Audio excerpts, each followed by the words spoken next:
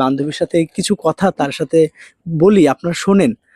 তো কেমন আছিস এখন? ভালো বন্ধু, কোন রকম আল্লাহ রেখেছে। তো প্রতি সপ্তাহে কেমন টাকার ওষুধ লাগে? 3500 মতো লাগে। 3500 টাকা।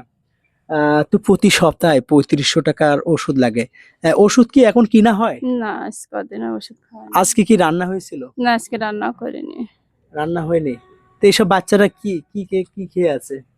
ও খেয়েছে, নানি রুটি নিয়ে আসলো, ও একটা খিচুড়ি ছিল তাই খাওয়াইছে। আচ্ছা আচ্ছা। তো এখন ডাক্তার কি বলছে, মানে ডাক্তারের কাছে যাইনি, আজ বেশ কিছুদিন হয়ে গেছে, যাওয়ার ডেট চলে গেছে। তো টেস্ট করা কি সব হয়ে গেছে নাকি? টেস্ট কিছু করতে পারিনি, ছিঁড়ে ফেলাইলাম, আর করতে পারিনি। ও, তা এখন কি কিমো কিমো দেওয়া হয়েছে? কেমো ডেটও চলে গেছে, আর কয়টা দেওয়া হয়েছে কিমো? 5টা হয়ে গেছে। 5টা কিমো অলরেডি দেওয়া হয়েছে। এখন কিমো দেওয়ার মতন সেই টাকা তার কাছে নাই।